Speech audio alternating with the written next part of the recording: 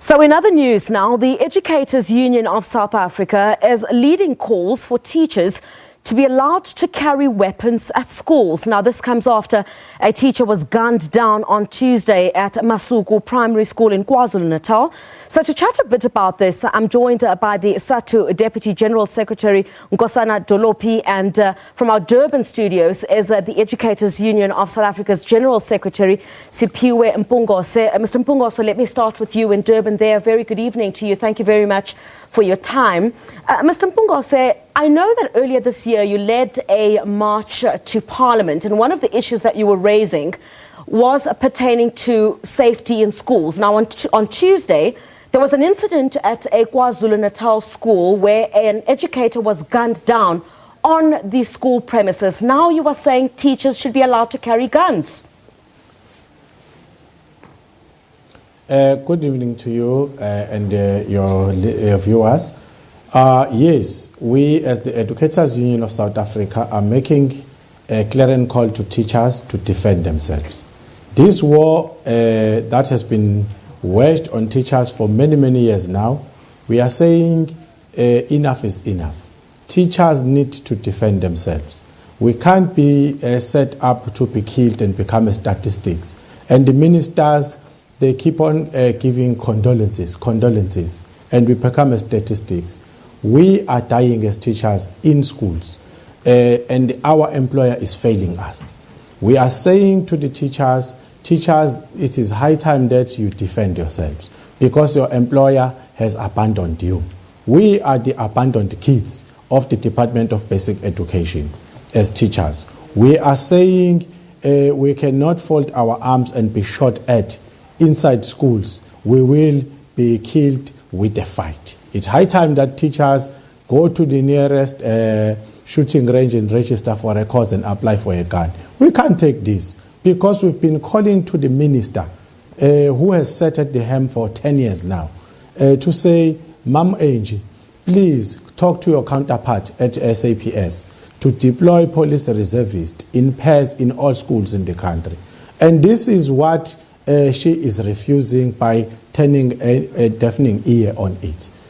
We understand that she got bodyguards. Even in Parliament, they are protected by about 100 police within the parliamentary precinct, protecting them. We are not protected in schools. Even in a factory where they are making paints, you will see that in that factory, even if you come to the gates, there will be security, proper security, armed. You get to ShopRite or Checkers or Spar, there are security personnel at entrance. They move around the shops. But we have a problem when it comes to teachers because teachers now need to work in an environment where they are unprotected. We cannot have this situation as teachers. We are calling for the teachers to respond because their employer has decided to abandon them. All right. It is very unfortunate what has happened in Folweni, where our colleague, irrespective of which union, he is our colleague, was gunned down like that in cold blood. As I speak to you, I was shot at with 3 bullets. Thanks God I'm still here. I was shot at inside the classroom. We are not protected by our employer. All right, I'll come back to you. The person who's forcing us to say teachers must bring protection for themselves is our employer. Our employer is forcing our hands today. All right, I'll come back to you. That we must begin to look at means of protecting our head. All right, Mr. Mpungose, I'll come back to you very shortly. We're also joined by SATU here as well. Mr. Dolopi, SATU is not in agreement with what the Educators Union is calling for. Tell us why. Look, the point is that violence begets violence. When you send children to school, one of the issues that you want to take the child through, it's to emphasize the question of values. And then when you get to a school and you have a teachers' union, in a slightly responsible kind of way, encouraging people to carry weapons at a school where you must have harmony, where you must have peace, a conducive environment existing for learning and teaching to take place. To bring weapons to such an environment is almost to convert a school into a war zone. We understand that, look, the question of teachers being subjected to this kind of violence, crime, beating and killing, it's something that we need to attend to. But I don't think we must go to such extents of converting a school into a war zone. We need to educate our children to get better ways of resolving our questions. In fact, we must get to know the root cause of the violence that we are getting at schools. We will miss the point if we start at the school. In fact, learners are coming from communities. So we are living in a very violent community, in a community that has gotten to believe that if I want a tar road, I must destroy a clinic. If I want a school, I must burn something else. So, learners grow to think that that is the right way of doing things. Now, again, if we as teachers, as role models, encourage them to say that they must carry weapons to school, it will be a very, very serious thing. Imagine if learners themselves also come with weapons to school. It is just going to be a crisis that we'll have. In fact, they are trying to solve a crisis by creating another crisis. All right, Mr. Bungose, let me come to you on this. Some would accuse you of wanting to turn the schooling environment into a wild west of some sort. I was just reading an article where you are reported to have said that if the educator who was shot dead was carrying a weapon, he would have been able to shoot back at those perpetrators. What kind of learning and teaching environment then would there be if you have teachers who will now be carrying weapons to school? That's what you're calling for. Let us stop to fantasize. Let us stop to fantasize and deal with reality. The reality, Griselda, is that we are shot at. We are killed every month in schools. And when my learned friend there is saying we are encouraging learners also to bring weapons, they are already, for many, many years now, carrying weapons into classrooms.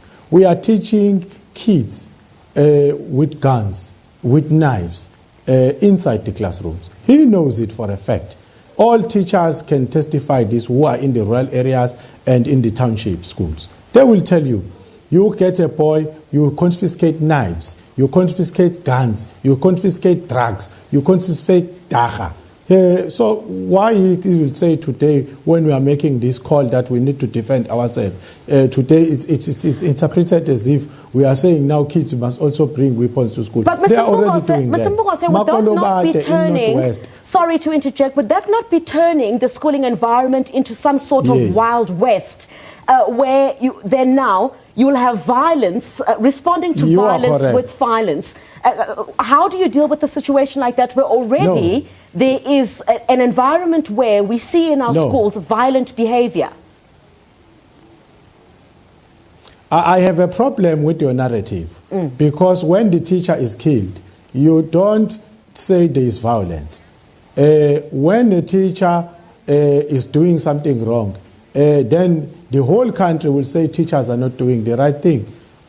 Violence in South Africa is a phenomenon that has been with us even before democracy. It is there in our society. Maybe one need to point out to you that the problems that we have in schools are problems that are coming from the community and they're getting themselves to play inside the schools. So we cannot say we are saying now there must be violence. Violence is there. It's a fact. What we are saying is our employer need to take responsibility. If the employer don't want us to arm ourselves and defend themselves, the employer must deploy 2 SABC police reservists to each school in the country, because those reservists have received police training with our tax money, and they are sitting at home with that training that we critically need now in schools. They are sitting and doing nothing with such a training. We are saying to the employer, you are the cause of our resolve today. If you want to intervene, bring 2 SABC police reservists in each and every school in the country. Then no teacher will be armed coming to school. No teacher will have a reason to arm himself or herself and come to defend themselves in schools, because those police reservists in SABC uniforms armed will be doing the job that they are trained to do. All right, Mr. So we are Mpungose, not let's bring saying in... where there must be havoc in schools. All right, let's bring in Satu as well. Mr. Tolopi, obviously, you may have a point to a certain degree. I mean, the visuals that we see every single day, our colleagues reporting on the schooling environment, it's learners versus teachers, instances where teachers have acted in a particular manner with the learners themselves. Just the other day, we saw a picture of a teacher who was invigilating an exam, carrying a weapon. The violence within South African schools is there. Why is it then that the methods that have been implemented thus far have clearly not worked? Look, that does not mean that we must go so desperate to a point of even exposing the very same teachers to dangers.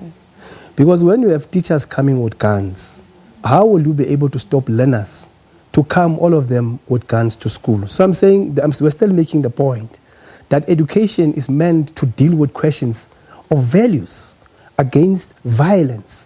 We need to emphasize questions, values of love, of tolerance, of appreciating each other. I mean, that must be a message that we should be spreading as teachers. That message, though, Mr. Tolopi, has been spread. It's been spread for years. But we must acknowledge that there are certain aspects that are not working within the education system. And I say this on the basis of what we continue to see in the schooling environment. What is the way forward? What needs to happen now to ensure that what we see stops? The learning environment itself is supposed to be one of peace, a conducive environment for both learner and teacher. But that is not the case. But what you need to do, firstly, you must look at them at it parallelly. Yeah. In as much as you try to address challenges at school, when you ignore what is happening in our communities, you will never be able, it will be artificial. You won't be able to address the real issue. So we need to go back to the root cause of the violence that we are having. We are having a sick society. So all the ills of our communities are then transported to our schools. A gun will not be able to address those social ills. So the question of moral regeneration, getting our society to be a healthy society again, questions of values of society, working together. I mean, those are the things that we'll have to attend to. But even at the level of the school, maybe it's to strengthen instruments of compliance.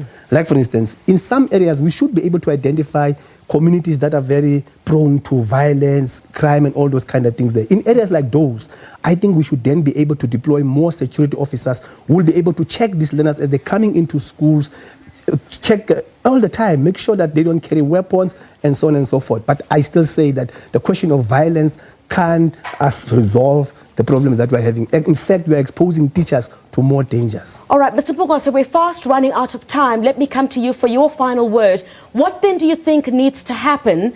Clearly, what you are saying is that the methods that have been put in place to address some of these ills have not worked. You now want to take arms, teachers to take arms to schools. What immediate intervention do you think needs to happen before, I guess, you then take the final resolve that teachers must take weapons to school? What is not working? Okay. What needs to happen, Griselda, is what is happening in communities. We have police stations in all communities because that is an acknowledgement that these communities have violence. We are saying schools are within those communities. We are putting the final request to the minister that talk to Peggy Ele and deploy 2 SAPS police reservists in each school in South Africa. And we want to also extend an olive branch to SATU that they need to support this measure because it is the only measure that will root out the violence, the killings, and the gangsterism that we see in schools. Police reservists must be present in schools with radios linked to the nearby police stations. They must be in SAPS uniform. You will see all these problems will diminish, and there won't be any need for any teacher thereafter to carry a weapon to defend him or herself. So this is what we are saying, that until that time, teachers, please defend yourselves. I thank you. All right, thank you very much for your time. Siphiwe Mpungose, who was with the Educators Union of South Africa, as well as Nkosana Dolopi, who was with the South African Democratic Teachers Union, of course, all spurring from that union, saying that teachers need to defend themselves.